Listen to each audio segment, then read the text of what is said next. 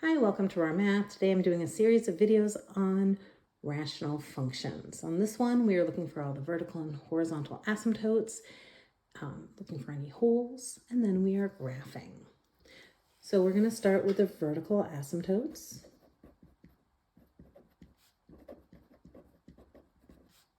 To find a vertical asymptote, we are going to set the denominator, x plus 3, equal to 0 because the denominator of a fraction cannot be 0. So this one, we know that x equaling -3 is either an asymptote or a hole in the graph if it can be reduced. To figure out if it's a hole in the graph, we put it up into the numerator. If we do 3 times -3 plus 6, that's going to be it's not going to be 0. So that means that this right here is a vertical asymptote. We could go ahead and graph our vertical asymptote.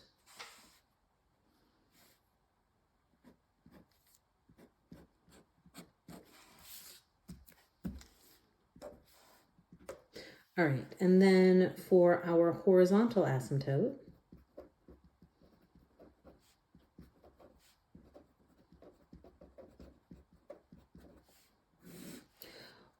the way we determine if we have a horizontal asymptote is we look at the dimension of the numerator polynomial and we compare it with the dimension of the denominator polynomial. The numerator polynomial is 3x plus 6 with a dimension of 1 because the leading term is the exponent is 1.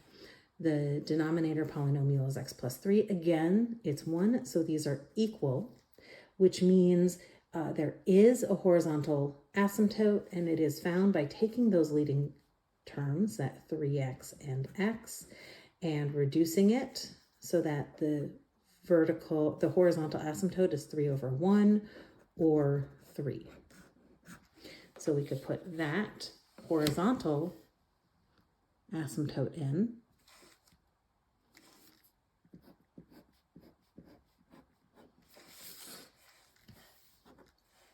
We're putting these barriers in as dashed lines because they're just that, a barrier that the graph cannot cross. All right, so now that we have our barriers in, the next thing is to plot a few points to kind of get a feel as to how this is going to look overall. I usually use my calculator to help me with this part of the process. If you've been watching these videos, you're probably getting annoyed with me showing the calculator over and over, but that's okay. To get to the table, I hit the mode button and 7 for table, and then I parentheses for numerator and denominator, 3 alpha x to get to the x here, plus 6 divided by parenthesis alpha x plus 3. Now I want to start to the left of my vertical asymptote, so maybe I'll start at -5, and I want to go to the right of my vertical asymptote, so maybe I'll go to 0 or 1. I like to go past 0 so I know how the y-axis works, so going to 1 makes sense. And my step is usually either 1 or 0.5, depending on how I feel. So -5 is 4.5.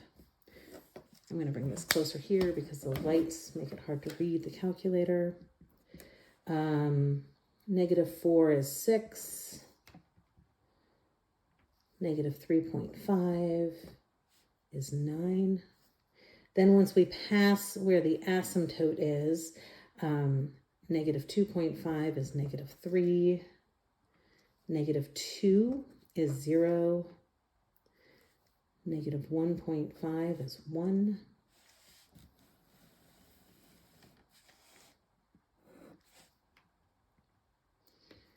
Zero is 2. This is probably enough numbers to kind of see what's going on, but let's see what happens when we actually graph them.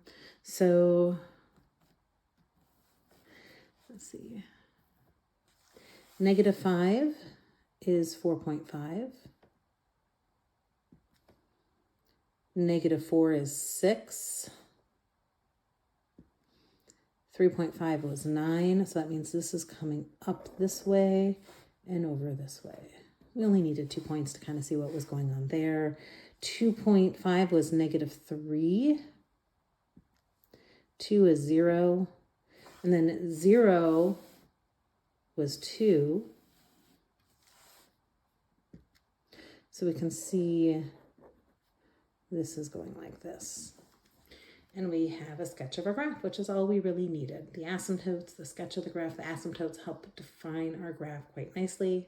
All right, I hope you've enjoyed this video. Please subscribe to my YouTube channel, and I'll see you on the next video. Thanks.